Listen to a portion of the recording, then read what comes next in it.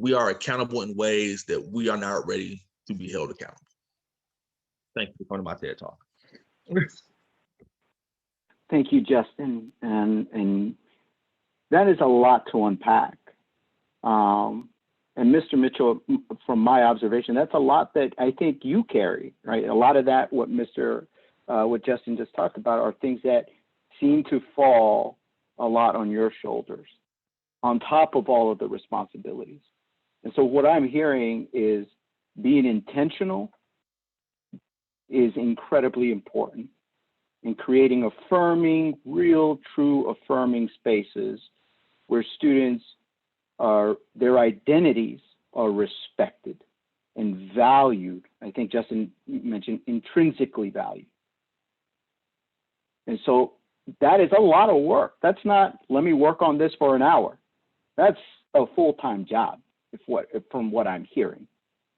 And so we need to consider that. And that's something that I think is in the equity statement that Laura graciously took on and is the sponsor.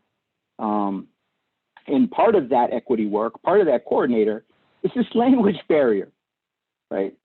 This language barrier should not exist. It shouldn't take the local school council. It shouldn't take an equity committee to address these things after it seems like months and months that students have raised that issue. And that's something that Deborah Land took the initiative to draft up a statement and recommendation. And so we will address that as well. So I'll open it up to committee members before we move on to the next agenda item. Yes, I just want to say thank you to Justin and to Dan for spending your time this evening with us to offer your insight and your thoughts on this. You've really given us a lot of great insight and great guidance in what we should be considering as we approach this work. And I just want to say thank you so much for spending your time with us. I also want to add, thank you, Dan, and thank you, Justin, for sharing your experiences and your perspectives. And, hearing, to echo your point, Roberto, I feel like a lot of this work right now at Jones is falling on Mr. Mitchell's shoulders because he is the only Black administrator, right? And a lot of this work, very often, the burden is on people of color to do this work.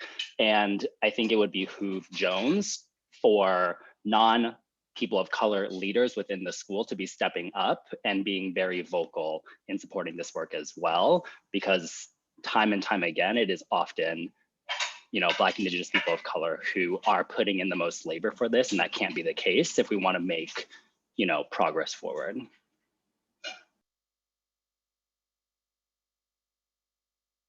Thank you, JY. Mr. Mitchell, I do want to create the space if you want to reflect or have any comments or thoughts on this discussion. I will use this space and time to reflect on all the suggestions and ideas and input from others. I have nothing else to say.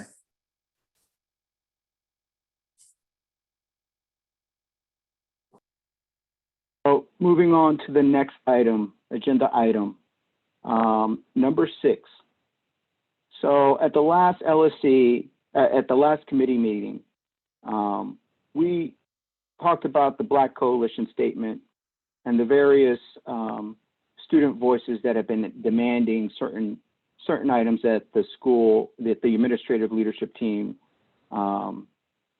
should take on. And I think we, in general, came to a consensus that it is important to acknowledge this and to act as a resource and come up with recommendations and suggestions on how we can address each one of these points. I think JY at the committee, at our last committee, I think you had asked, you had suggested how are students being informed, or how is the administrative leadership team addressing each one of these 4 demands explicitly and updating them on the progress that the school is making to address these things. And I think I want to lead in. So in that same light, I do want to acknowledge the great work that Laura has put together on this statement, and just her leadership on this and drafting something up based on the information that we have shared with her, the discussion that we had at the last committee meeting, and she is the leading sponsor of this, and JY also contributed to this work, and he brought his knowledge and expertise, and the two of them collaborated on creating this statement. So Laura, the floor is yours. Sure, great. I'm going to start by sharing the link in case you like, and giving everybody just a few minutes just to review it. I know we had time ahead of the meeting, but just to take a quick look, I'll put a timer on if that's okay, or can I do that? I'll put a timer on just for a minute, just to take a minute to just read it to yourselves before talking about it. Yeah, and Laura, I'm going to try to share the screen, so it might be easier. So I'm going to share the screen with all the committee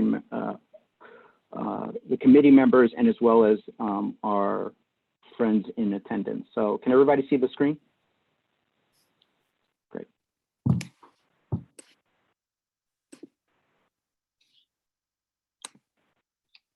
So Laura, the floor is yours if you want to just discuss discuss like how you drafted this, and if there are certain highlights that you want to point out, and then share that space with JY, who also contributed to the equity statement. Sure, if it's okay, I have 30 more seconds just to make sure everybody has a chance to read it fully, and then I'll speak to those things.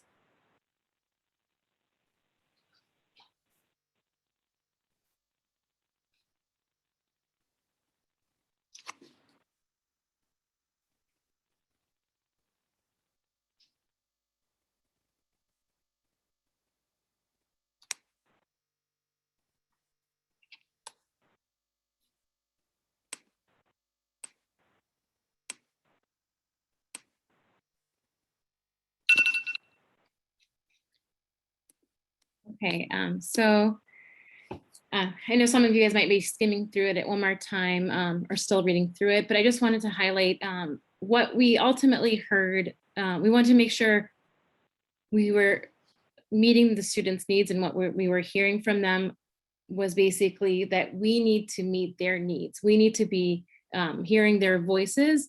It's not being heard right now. So we actually acknowledge that in the statement as well, is that even the CPS Equity Framework, I'm just going to read it. CPS Equity Framework entails that ensuring all students receive the necessary opportunities and resources to meet their unique needs and aspirations. So that's the idea behind this statement. It's twofold. One, we want to acknowledge that we've heard them and that we stand with them. And two, we want to make sure that we're meeting their needs. So in order to meet their needs, we want to also agree and call on the administration to sort of do some of this work, primarily with the steps that we listed. So we've talked in length about, making sure that we dedicate a staff member that is very clear and explicit in handling or taking the lead on this work, that it's not just alone this person that's going to be doing this work, but there should be, either a dean of students, school culture coordinator of sorts. And I actually, like I said, I was school culture coordinator, dean of students, and I led efforts with, restorative practices and a lot of this work as well. And I can't tell you enough that at the heart of this work is the students and the relationships that you have with the students.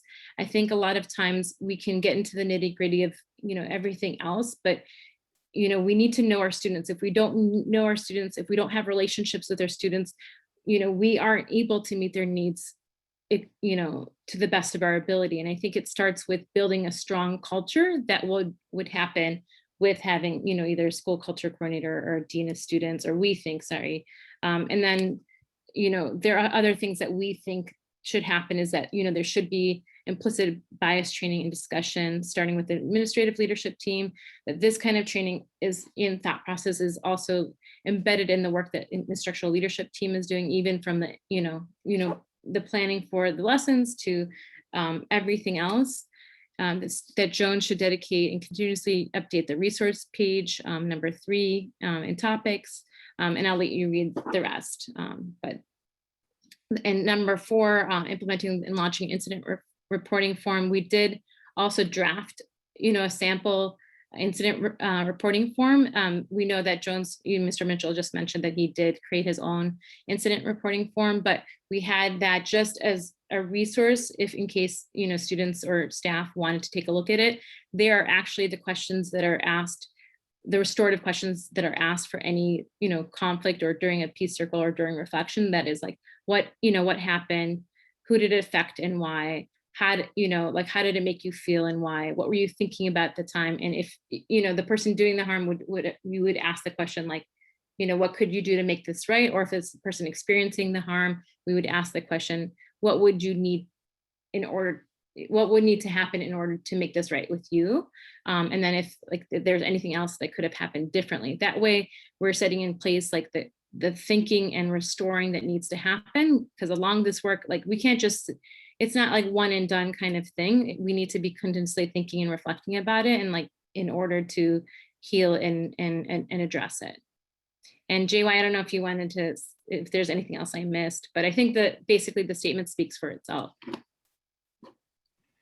No, I don't have anything to add. Laura, you did most of the heavy lifting on this, so thank you very much.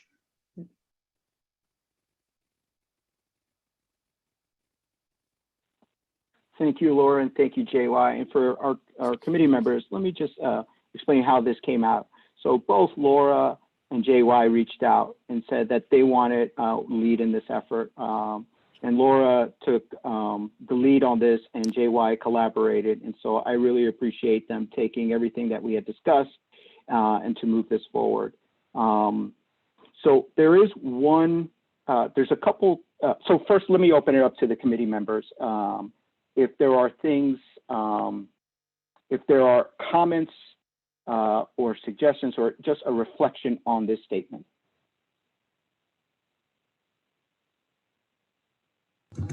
Yeah, thank you, Laura, and thank you, JY, for taking the lead on this.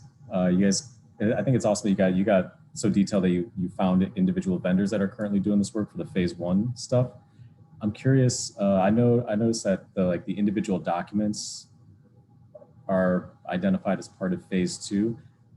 I'm wondering if some of those same vendors that are used to do the automated translations that are easily implementable and cost effective, if those could also in some way be used to translate documents at least into Spanish to be sent out to Spanish speaking families, or if you guys looked into that and decided that's not possible in phase 1. So Michael, so the document, so that question is actually for Deborah, who drafted up equity through language accessibility. It is in this in the equity statement that Laura and JY put together. It's item number 5, I believe, but the details of that is in the statement that Deborah put together. So I will. Deborah, can you put a place marker on that for Michael? I jumped ahead and I read the wrong. Absolutely. Good segue, Michael. We'll answer all of that very quickly. We'll get there. So, so there are 2 things that I think we need to edit and then approve as amended, or at least a discussion. So I'm going to try to share this again. Share the screen, go here. Okay, so item number 1, I think it would be better if we just separated out these list of responsibilities into subparts. And the reason I'm suggesting this is that I think the main point that we want to drive is that Jones should dedicate a current staff member or hire a full-time dedicated dean of student or restorative justice coordinator or that will work. And so that is the main point. And then what are some of those responsibilities? What are some of that responsibilities or that role would look like? Is then we break this out just into subparts. So it would end that, you know, Jones should dedicate a current staff member or hire a full-time dedicated dean of students or restorative justice, period. Some of the responsibilities would include, and then break this out into subparts. That's my suggestion. And I just, I'll open it up to committee members if they think that if they agree that that would be useful.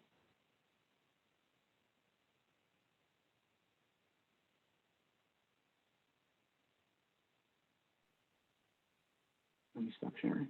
Deborah? Yeah, hi.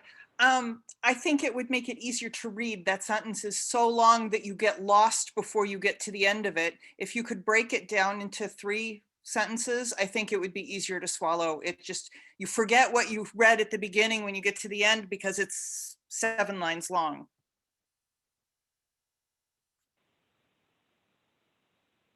So I agree. And so as I'm sharing the screen, thank you, Deborah. I'm sharing the screen, so I can't see whose hand is up. So if someone just unmute yourself and just speak up. So we do need to edit this in real time in order to approve it as amended. So I think, Laura, if we can start off with Jones should dedicate a current staff member or hire a full-time dedicated dean of student or restorative justice coordinator, period. Some of those responsibilities include, and then subpart 1A, work with students, teachers, and supportive personnel to foster, nurture, and supporting learning environment, all the way through socially, right? Environment for students to thrive academically and socially. 1B, to provide additional resources and support to resolve conflicts, challenges, and hardship. 1C, to embrace and grow its multicultural and diverse community. 1D, to embody the Jones graduate at graduation values. And then as a comment, we are providing additional evidence that there are Laura listed a few high schools who already have this in place. So that's how I would break it out. And so I open it up to the committee members, whether they agree with that sort of breakdown.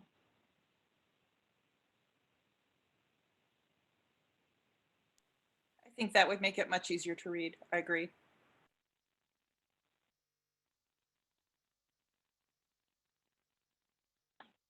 Does everyone agree? Michael, I just want to make sure I get a consensus here. I agree. Okay. Yeah, I agree. Dora? Yeah, sorry, Might have I had to step away. Okay. Yeah. Are you? Do you agree, or do you have any feedback about that? Nope. Yeah, I agree. Great. I think Violetta. She might have. Okay. So I think we have a consensus on it. So we'll break that up. The second item, and this is an update. I see a chat here. Thank you so much, Daniel and Julie. I really appreciate you sharing space with us and your perspective. So the next item is something that I learned. So I reached out to Jadine Chow a day ago. Jadine Chow is the Chief of Office of Safety and Security. And I wanted to talk to her about this incident report that Laura was recommending. And I asked her if she could participate in this committee. Unfortunately, she had a variety of meetings, so she apologizes that she could not be here, but she'd be willing to attend future sessions just to help us navigate some of this. So one of the things that she mentioned is that for the incident report number 4, Jones should implement and launch an incident reporting form by the 4th quarter. She mentioned that the Office of Student Protection are in the process of launching a transforming bias-based framework. And so she asked us to hold off on recommending item number 4. And instead, one of the suggestions that I'm going to make is that we modify item number 4 to state that the Jones administration team should collaborate with the Office of Safety and Security and the Office of Student Protection and the Office of Equity on learning more about this new framework, the transforming bias-based framework, and to make it, to share that information as soon as possible with the students, the faculty and staff, and the school community.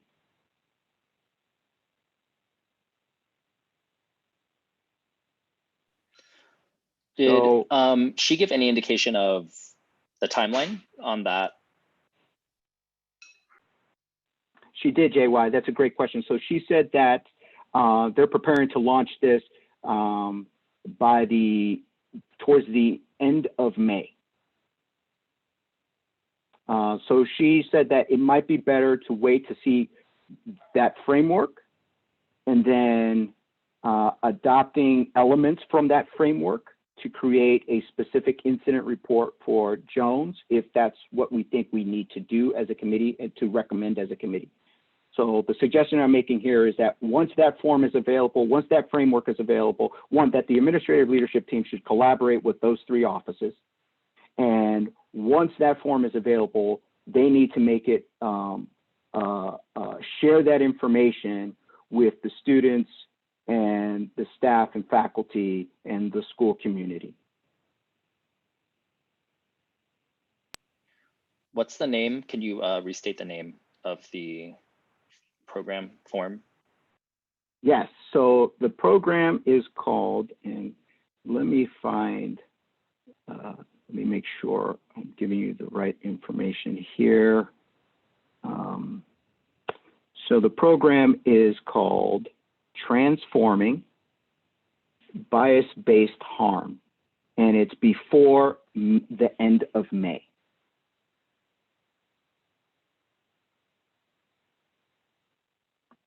And so they are willing to work with the LSC, with this committee, and with the administration to make sure that the school community is aware once it's available.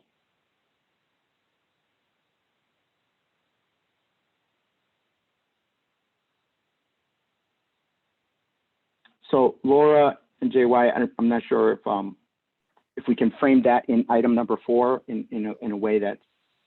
What I have written is Jones High School should collaborate with the Office of Safety and Security on transforming bias-based harm. Once this is released at the end of May, this information should be released to the Jones school community.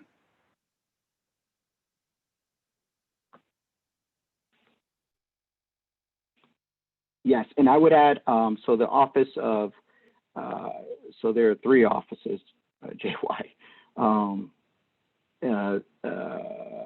The Office of Safety and Security, the Office of Student Protection, and let me see what else Jadine had said here. She mentioned and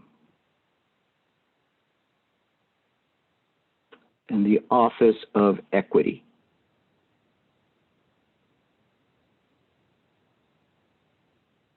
Yeah, those are the three CPS offices. Got it.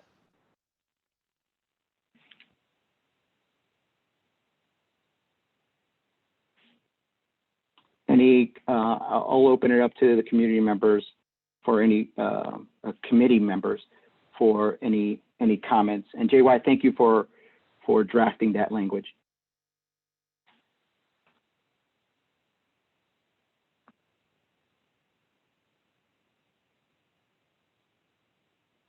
Are we all in?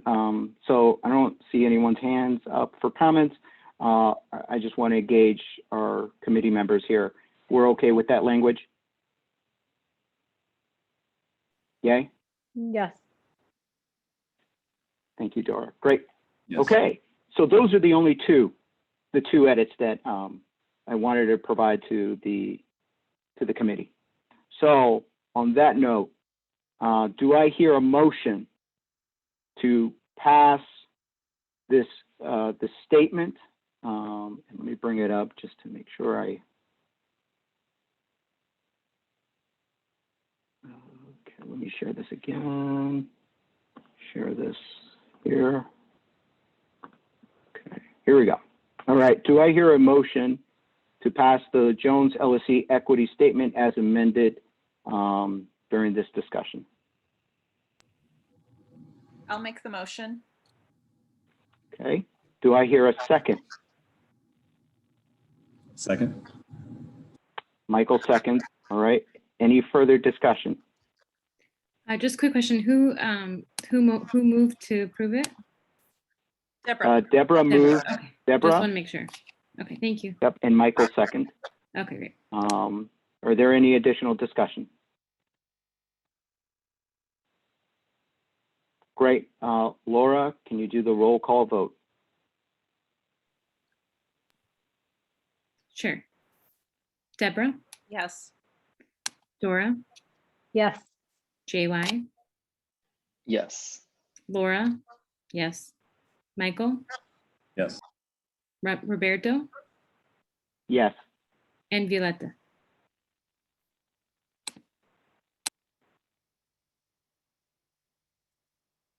I think Violetta might have stepped away for a second. So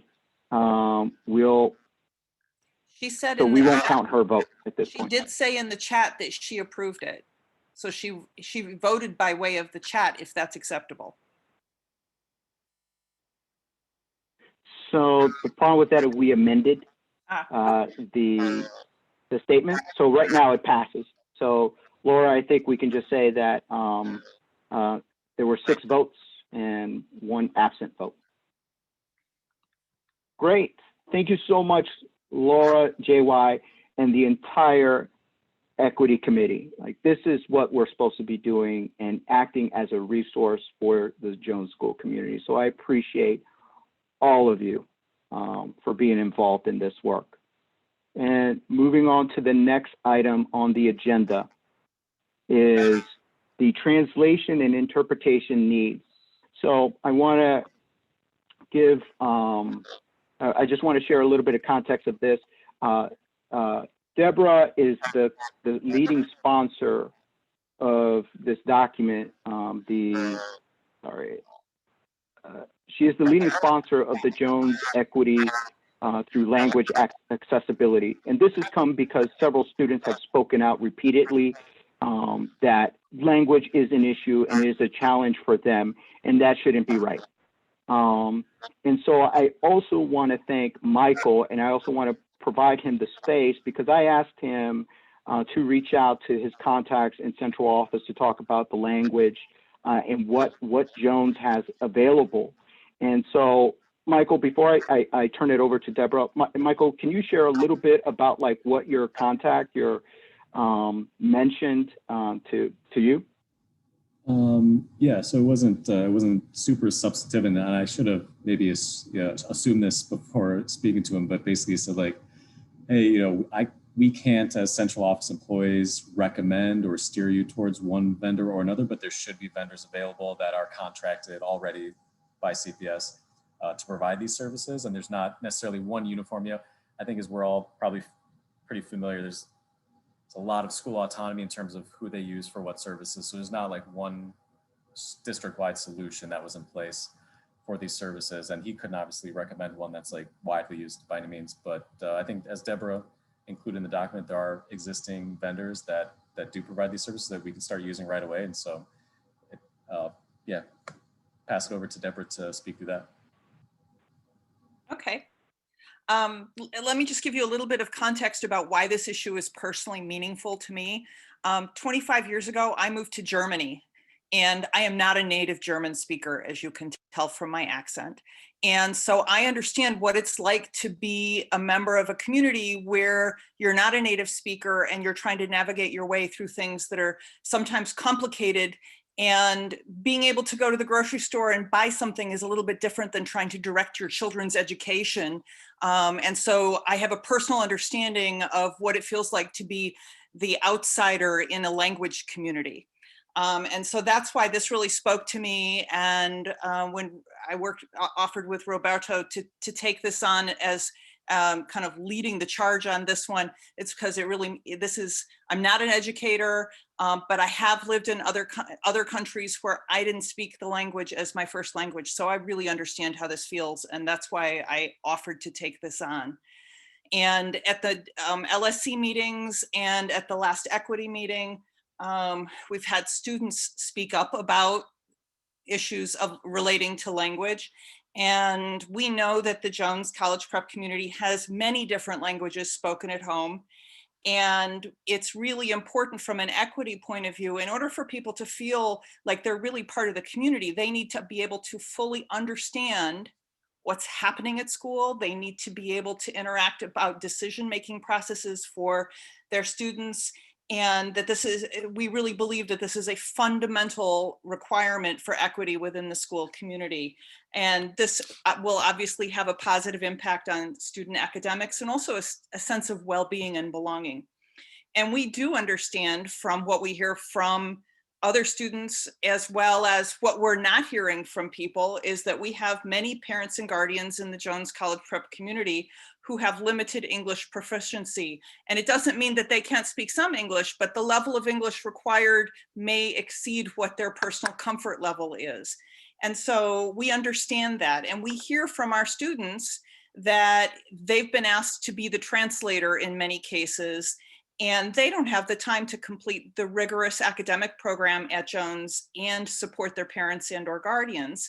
The other thing that we know is that there are federal regulations through the US Department of Education, Office of Civil Rights, that require our schools, public schools, to provide translation services in any language requested by a parent. And it doesn't have to be a predominant community language. It doesn't have to be Spanish or Chinese, which are the two I often hear at Jones. It can be any language.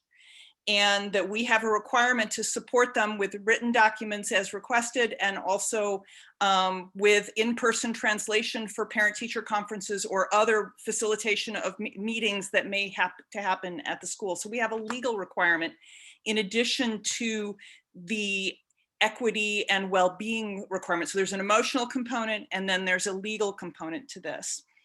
And so in order to address this, we're really suggesting a two-phase approach. The first phase is the low-hanging fruit. This is the easy stuff.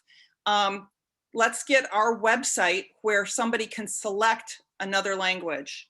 I did a little bit of looking around within CPS, and we understand that Educational Networks and EdLeo are two of the dominant providers for high school websites within CPS.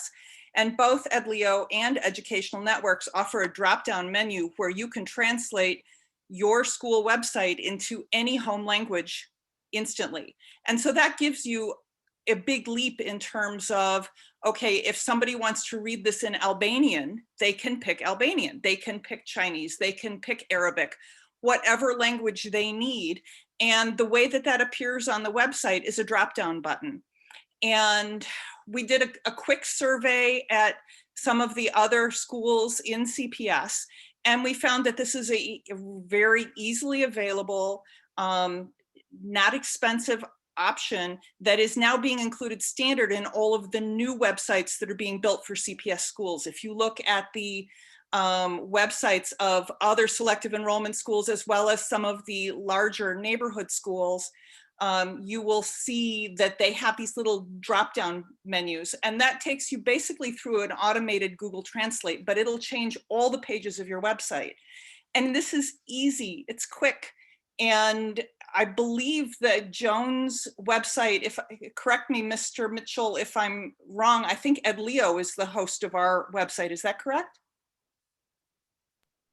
I'm not 100% sure. I'd have to ask Mr. Hilbrand, who manages our website. Okay. But it's likely to be either EdLeo or Educational Equworks. I asked a principal friend of mine who has the drop down on his website, and he looked at the Jones website and he says, that kind of looks like an EdLeo website to me. So that's a quick and easy thing that can be done with a few clicks of a button. And perhaps, I guess, Mr. Hilbrand is the one responsible for the Jones website. And I think that would give all parents access to the basic information of the school, and that would automatically translate any content on the website. The other part of phase one is the emails that come from the school to the home. If you look at the schools who are using MailChimp, MailChimp offers the same kind of drop-down menu. You can choose to see school emails in any language. And some of these groups offer 31 languages, some of them offer over 100 languages, but it's very easy to just add that translation functionality. And although that's not perfect, as I learned better German, sometimes I saw where some of the auto translators made some mistakes, but it gives you at least 80% of the way there. It gives you something to start with, where then people are saying, okay, I have a specific question about this one thing, as opposed to, I don't understand any of this. And that's also a very inexpensive, easy option, which would make it easy for us to facilitate all of the emails that go home. So this is the low-hanging fruit. It's not expensive. The technology is readily available. And I think, 2 phone calls to whoever the service representative is for our mail distribution system and our host for our website ought to be able to take care of this. In talking to we came from Ogden International, and they have over 39 home languages at that school. And in talking to their tech person who set all of the new website up last year, he said he didn't even have to ask for it.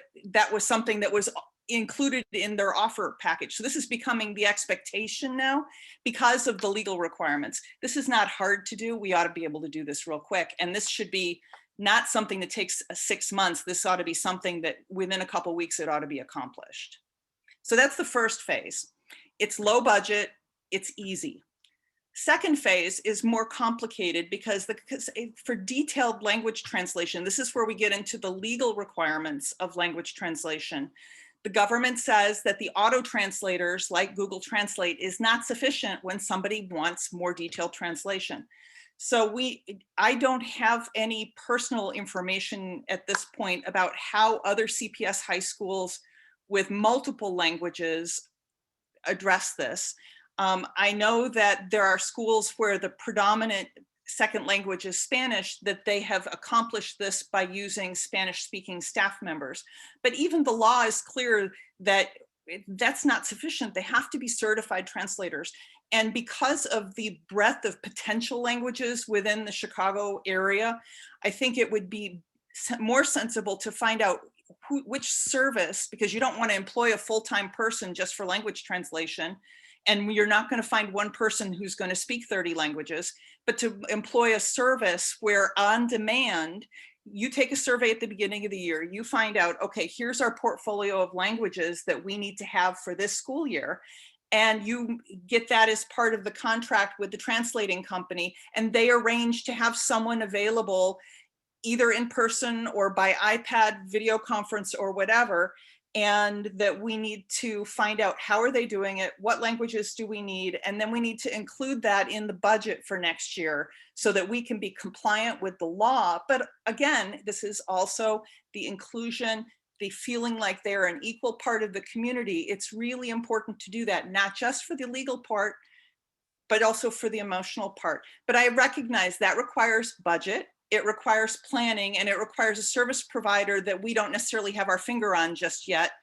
If the school because we know, Mr. Mitchell, you and your colleagues are crazy busy. If you wanted help to conduct a survey of what other schools in our situation do, I'd be happy to make contacts on behalf. I'm sure there are other people on the committee who would be happy to make contacts on on behalf of the school just to find out how are they addressing this, because there surely is some CPS vendor that's approved or some group of vendors, as Michael discussed, and not that central office is going to say use this one or use this one, but my understanding is that within CPS we have to use approved vendors. So we just need to understand who's approved and then who can give a package of coverage that fits Jones, and then make the contract for the school year or whatever makes sense in terms of, okay, we need these 10 languages.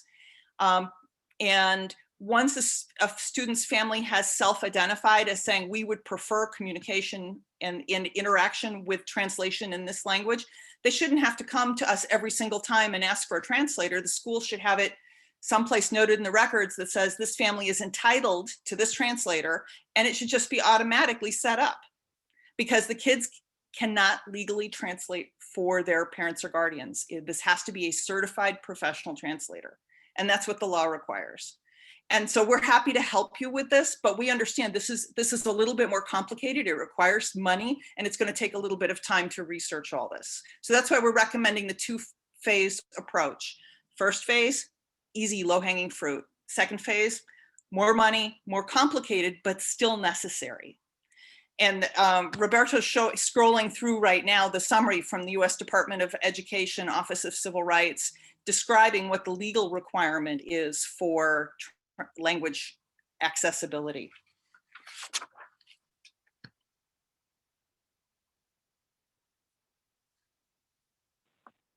Thank you, Deborah, for leading that initiative. I also want to thank Cassie Creswell, who did some of that legal research. She found that document from the Department of Education Civil Rights Division. So thank you so much, Cassie, for that. Michael, thank you for reaching out to your contact in CPS who said there are approved vendors, and we just need to ask the clerk or the folks in the main office to identify those vendors that are certified translator. So I'll open it up to committee members, and I want to be mindful of Mr. Mitchell. He has to leave in like literally a minute. I hope you could stay for like just 5 more minutes. So I'll open it up to committee members and anybody else who would like to comment on this. So thank you, Deborah, for putting this together for all your research. I quickly apologize for having confused myself and focused on the wrong thing and jumped the gun a little while earlier. And so caught up with rereading stuff that I clearly wasn't listening close enough to realize I had jumped the gun. But following up on some of the comments about approved vendors, it's my understanding that the school would only be required to use an approved vendor for spending beyond $25,000 within a fiscal year. So just in case that becomes relevant, given, I don't know what the rates are for these services, but if the spending was over $25,000, there was a vendor that was not approved, but sort of met the needs and was very attractive for whatever reason, the school would have the ability to use that vendor if the spending was below $25,000. And then to the question I had brought up earlier, I think it'd be interesting to see if any of the available vendors who are doing the activities who we'd want to use for the activities outlined in phase 1 could also be used to translate one-off documents. So, if a document's being printed for being sent home, could it somehow be used within phase 1 to just translate that to Spanish or to Chinese or to whatever, print out those copies to be sent home, so we could include those individual documents also within phase 1? Or I don't know if that's something, again, Deborah, I don't know if that's something you already came across and kind of ruled out. Well, you can do that with like the MailChimp app or any of the email generating apps. You can also go through and run it directly through a Google Translate function. So that's not impossible. And if you want to provide things for language accuracy, you would give an original in English and then a second document in the target language. So they could be reviewed side by side. You can do that. That gets you started, but it doesn't get you to the legal requirement. I think it gives you 80%. Yeah. And I think that was the initial idea for phase 1. Let's do better than we're doing, work on a longer term solution. Right. Are there any other comments?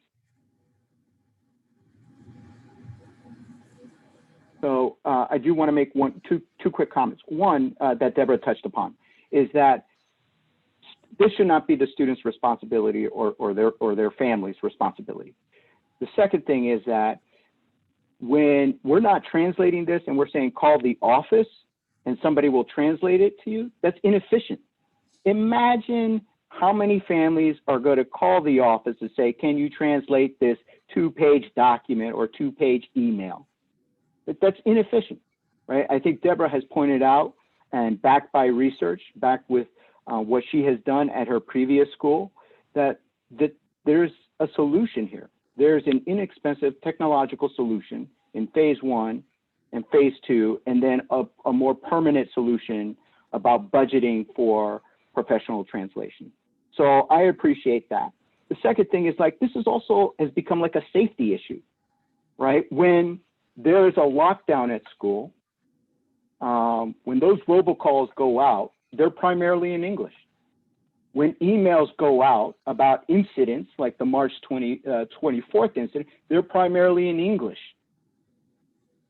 How are we reaching out to the families that have limited English proficiency and making them aware of situations and how the administration is addressing those things?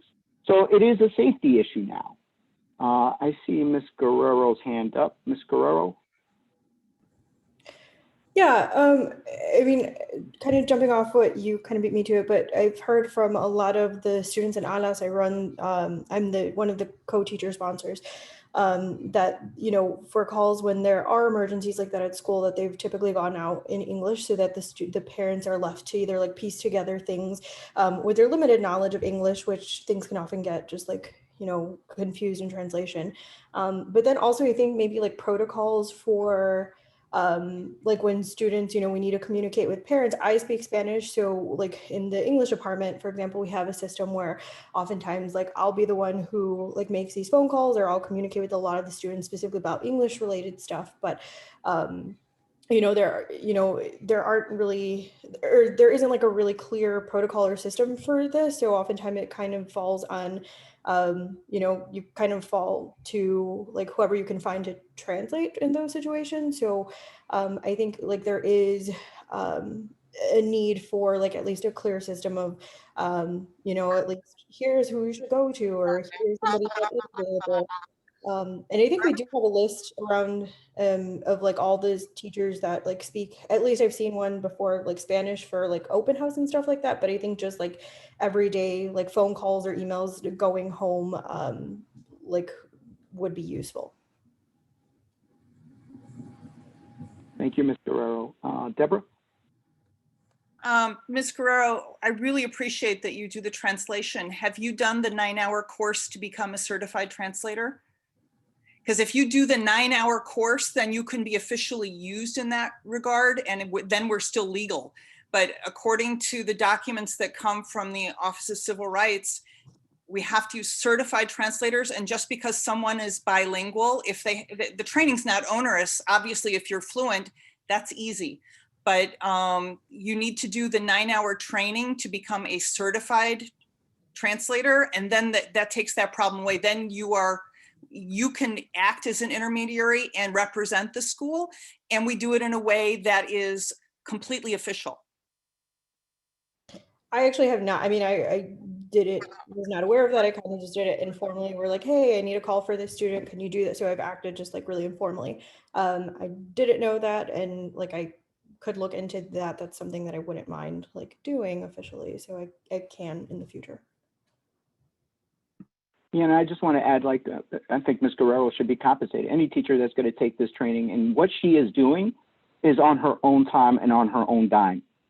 And that's not fair to our teachers whose role should be, right, providing lesson plan and caring and empowering her students and all the students. And the students, their focus should be school, right? They shouldn't have to worry about, like, I got to translate this for my mom right now. If not, she's going to miss out on certain opportunities. So thank you. Thank you, Ms. Guerrero, for sharing. I really do appreciate your perspective and just sharing this space with us. Are there any other comments before we move to vote on this? Okay. Seeing no comments, do I hear a motion? Do I hear a motion to approve the equity through language accessibility letter, statement, and recommendation? I move to approve it. Do I hear a second? I'll second that. All right. Thank you. Laura, can you do the roll call vote, please? Deborah, Yes. Dora, Yes. JY, Yes. Laura, yes. Michael, Yes. Roberto, Yay. and I think Violetta left, so that's 6 votes, yes, 1 absent. Excellent. Thank you so much, Deborah and Michael and Cassie, for your legal research and sharing that document with us. Really do appreciate, Deborah, for you taking for your advocacy and just leading this with empathy and courage. So thank you. And then moving on to the next item, and I think what I will do, let me get here. So the next item is anti-Asian hate crimes and xenophobia statement. So one, I'd like to apologize to Mr. Mitchell. I know he's not, but I want to just apologize to him because he wanted to address something in item number 9, but he had other family obligations, and I do appreciate him spending these 2 hours with us. So thank you, Mr. Mitchell. And I just want to make that a part of the record for just actively listening and supporting the work that we're doing here as part of the Equity Committee. So going to the anti-Asian American or the anti-Asian hate crimes and xenophobia. So I just want to, I don't know if any of the sponsoring clubs are in the room, but I would like to just express my gratitude to the Health and Safety Committee for supporting the various cultural identity clubs, including the Asian American Club, and the Activists for Change Society, as well as the Choice for Change clubs at Jones. They organized a bystander intervention with the Asian Americans Advancing Justice in Chicago. And there were over 60 Jones community members, students, staff, and parents who attended that. And I really do appreciate that they organized that training and that ongoing discussion. As some of you may recall, at the LSC meeting in March, I believe in March, the LSC passed this resolution.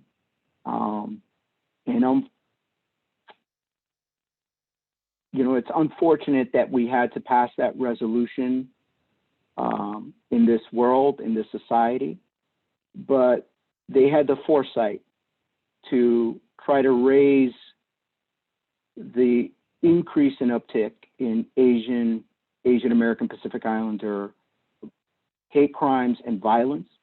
And then just shortly, a few days later, we had the traumatic incident in Georgia. And this is why it's important for us to keep in mind that we're here for the students. We're here to support them in this very challenging year plus. And it's to continue to create these courageous spaces for them to express themselves and for the school to address these ongoing crises and incidents that unfortunately happen way too often in our country. So I do appreciate our Jones cultural clubs, our Asian American clubs, our Activists for Change Society, our Choice for Change clubs, and the various members who stood in solidarity and spoke up and attended this training. So I just wanted to recognize them today. And I also want to open it up to committee members just to reflect or to share?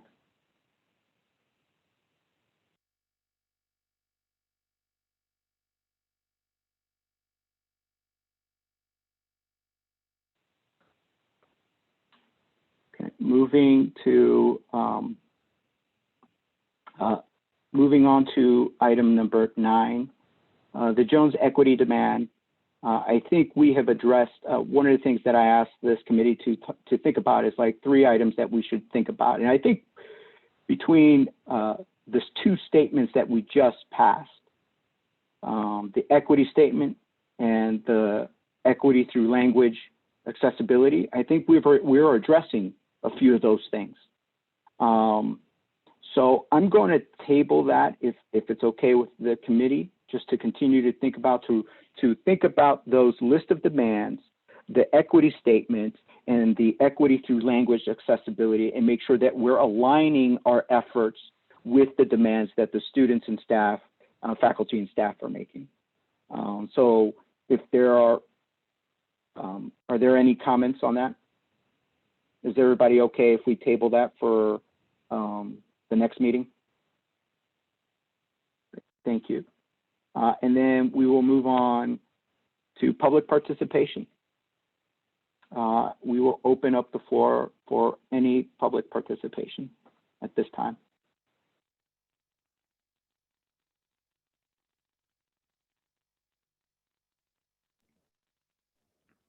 Hi, I am from the community, and I just joined to see the work that you're doing at Jones. And I just want to commend you for all of this hard equity work that you're doing here, and these difficult conversations that you all are having in such a thoughtful way. And I just want to thank you for allowing me into your space.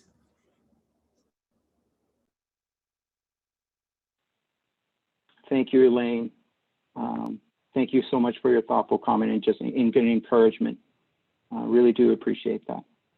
Are there any other public participation?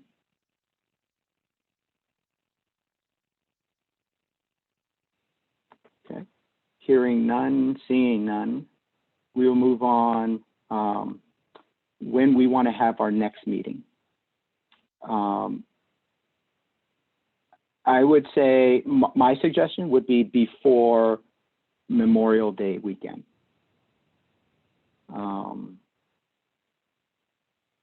And I would say tentatively, perhaps, or that Thursday before Memorial Day weekend or the week before, so that it looks like May 20th or May 13th.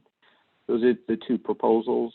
If other folks have any additional proposals that please feel free to comment or speak up.